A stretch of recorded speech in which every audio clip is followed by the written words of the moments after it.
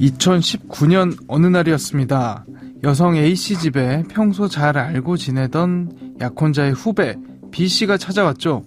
새벽 6시가 다 된 시간이었는데 B씨는 무슨 일이라도 벌어진 듯 아주 다급해 보였습니다. 형수님 집에 계세요? 형수님! 누구세요? 저예요. 이 시간에 어쩐 일이세요? 선배한테 급한 일이 생겨서요. 문 좀 열어주세요. 네? 그 애한테요? 잠시만요. 무슨 일인데요? 아무 말 못 들었는데. 그게 저보고 오라고 했다가 형 여기 없어요? 근데 왜 이러지? 술 마셨나? 일단 오셨으니까 믹스커피나 한잔 하시고 돌아가실래요? 왜 이러세요? A씨가 문을 열자 갑자기 돌변한 B씨. B씨는 A씨의 목을 조른 뒤 성폭행을 시도했습니다. 놀란 A씨가 즉각 저항했지만 역부족이었죠. 이에 A씨는 베란다 난간을 통해 밖으로 뛰어내렸습니다. 안 되겠다. 진짜 쉽게 갈 수 있는 걸 힘들게 만드네. 그러니까 가만히 있지 왜 뛰어내려서 그래. 살려주세요. 베란다에서 뛰어내려 치명적 부상을 입고만 A씨. B씨는 그런 A씨를 아랑곳하지 않고 다시 아파트로 끌고 올라왔습니다. 폭행은 계속됐죠. 그리고 B씨는 당시 전자발찌를 부착한 성폭행 전과자였습니다. 조용히들 하세요. 조용히들. 피고인 말씀하세요. 성폭행은 인정합니다. 하지만 제가 죽이진 않았어요. 형이 너무 과합니다. 나쁜 놈. 저런 놈은 지옥에나 가야 해. 이 사건으로 전자발찌의 실효성 논란이 일기도 했고 그 논란은 지금까지도 현재 진행형이죠. 사건 엑스파일 지금 바로 시작하겠습니다.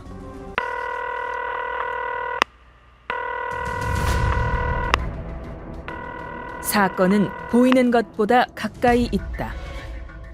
이원화 변호사의 사건 엑스파일. 안녕하세요. 이원화 변호사의 사건 엑스파일 이원화입니다. 오늘도 로엘 법무법인 이수현 변호사와 함께합니다. 변호사님 어서 오세요. 안녕하세요. 로엘 법무법인의 이수현 변호사입니다. 저희가 다루는 많은 사건들이 그렇습니다만 이 사건 역시 막을 수 있었던 그런 사건 아니었나 싶습니다. 네, 막을 수 있었기 때문에 더욱 안타까운 사건이었습니다. 네. 이 사건은 총 3명의 인물이 관련되어 있습니다. 2명은 직장 선후배 사이로 선배를 C씨 그리고 후배를 B씨라고 하겠습니다. 네. 그리고 선배인 C씨의 약혼녀 A씨까지 3사람이 평소 알고 지내던 사이였는데요. 그런데 어느 날 새벽 5시 50분경에 후배 B씨가 혼자 A씨의 집에 찾아가면서 사건이 발생했습니다. 말씀해 주신 시간대가 누군가의 집을 방문하기에는 썩 상식적이지는 않은 그런 시간대이긴 한데 무슨 일 때문에 찾아갔던 거죠? B씨가 A씨의 집에서 선배에게 급한 일이 생겼다라고 말하면서 초인종을 마구 눌러댔다고 합니다. 새벽같이 와서 자신의 약혼자에게 무슨 일이 생겼다라고 하니 저라도 깜짝 놀라서 문을 열지 않았을까 싶은데 어떤 일이 있었던 거죠?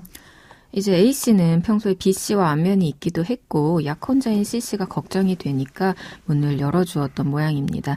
그런데 B씨가 술을 마신 티를 내면서 횡설수설하기만 하고 C씨에 대해서는 이야기를 하지 않았고요.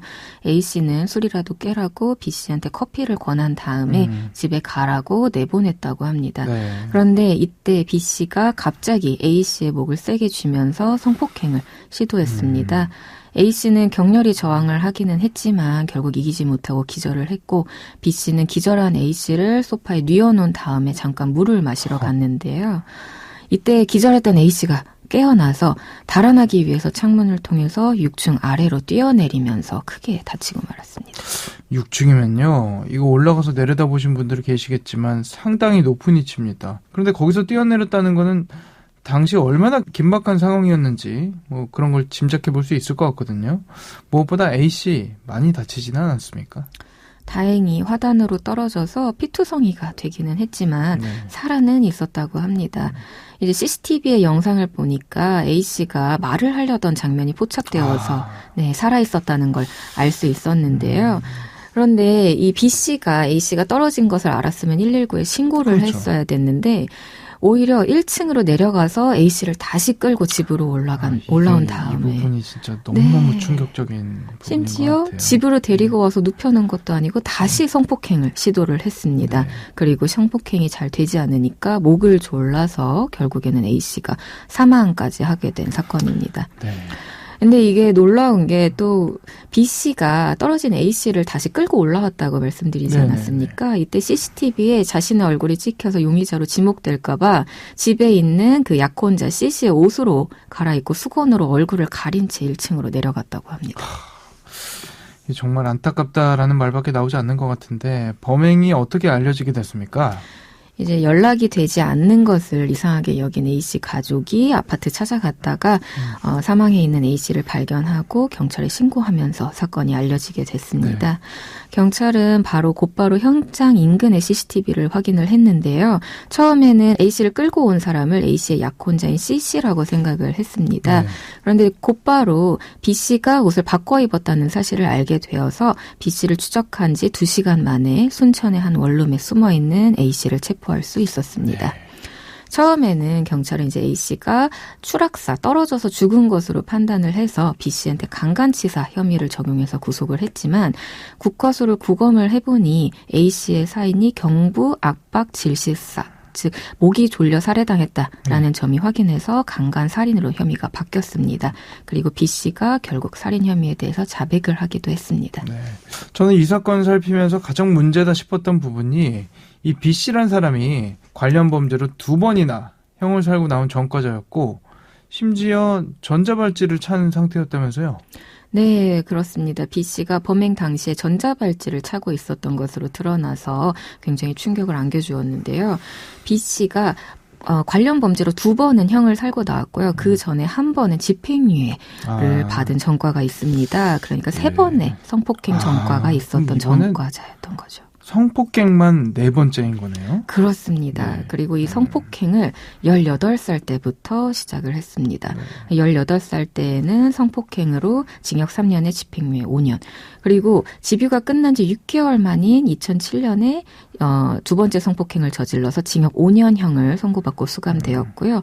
만기 출소한 다음에는 또다시 술집의 여종업원을 성폭행해서 다시 5년간 수감됐습니다. 이게 그리고 더 이제 B씨가 좀 파렴치한 것이 1차, 2차, 3차 성폭행 모두 이전 범행의 집유 기간이라든지 수감 기간이 끝난 뒤에 5개월, 6개월 만에 재범했던 것이기 네. 때문에 더 충격을 안겨줬습니다. 이 사건도 3번째 성폭행으로 수감되어서 출소한 지 7개월 만에 벌인 범행입니다. 네. 이제 전자발찌는 착용을 하게 되면 거주지에서 먼 거리를 외출하지 못하게 되는 외출 제한이나 주거 제한 같은 제한이 걸려 있지 않습니까? 네. 그러니까 B씨가 자신의 거주지와 가까운 피해자 A씨의 아파트를 찾아가서 범행을 저지른 것으로 확인됐습니다. 전자발찌를 차고 돌아다닐 수 있는 뭐 반경이나 뭐 이런 게 있나요? 아니면 뭐 시간이라든지? 이제 반경 같은 경우에는 특별히 법에 규정되어 있는 반경은 없고 특정 장소에 출입을 제한하거나 특정 시간대에 외출 제한이 있습니다. 네. 그리고 반경 같은 경우에는 법에 몇 미터 이렇게 규정된 거는 없는데 법원이 사안별로 각각 다른 특별 준수사항이라고 하는데요. 이 특별 준수사항을 함께 부과를 합니다. 보통은 야간이라든지 아니면은 어린이들이 많이 다니는 네. 시간대이죠. 통학 시간 네. 같은 때에 외출을 제한을 하게 되고요. 또 어린이 보호구역, 학교라든가 학원가, 특정 지역 그리고 장소의 출입 금지, 접근 금지 제한이 있습니다. 그리고 주거 지역도 사안에 따라서 제한을 할 수가 있고요. 아동이 많이 사는 곳에는 주거를 이제 잡을 수가 없습니다. 그리고 네. 이제 피해자가 특정인인 경우에는 접근 금지 제한을 함께 부과할 수 있습니다. 지금은 야간 외출은 허용이 되는데 재범 위험성이 높은 경우에만 법원이 사안별로 야간 외출 제한, 특별 준수사항을 부과하는 방식으로 운영이 되고 있고요. 네. 음주 후에 재범하는 경우가 많기 때문에 음주를 금지하는 특별 준수사항이 부과되기도 합니다. 네. 근데 이 전자발찌에 대해서 조금 다소 우스운 억제 효과가 있는데요. 네. 이 전자발찌가 수시로 충전을 해줘야 되고, 네. 충전을 하지 못해서 전자발찌가 꺼지면 도주한 것으로 판단을 합니다. 맞습니다. 네, 근데 이 충전 장치가 특수한 핀을 이용해서만 충전이 가능해서 집에 가지 않으면 충전을 할 수가 없습니다. 네. 그래서 강제적으로 집 근처에서 멀리 떠나지 못하고 오래 떠나지 못하게 하는 효과가 있습니다. 알겠습니다. 이 직전 재판에서 검찰이 화학적 거세 청구도 했던 모양인데 이건 안 됐던 건가요? 네, 그렇습니다. 이 직전 재판까지만 해도 세 번째 성범죄이지 않았습니까? 그때 검찰이 화학적 거세를 청구했다고 합니다. 그런데 법원이 화학적 거세는 인권과 관계 있는 만큼 신중해야 되고 성도착증 환자로 볼 수 없다. 라는 이유에 기각을 했습니다. 그러니까 법원은 성충동을 이기지 못해서 범죄를 저지를 가능성보다는 변태성욕 여부가 더 중요하다고 본 것인데요.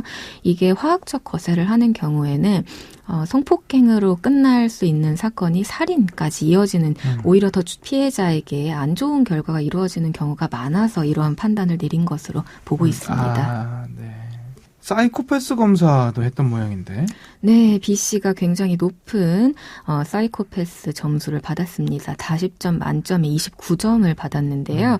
이게 얼마나 높은 점수냐면 그 아동 성범죄자인 조두순이 29점입니다. 29점 조두순과 똑같은 점수죠.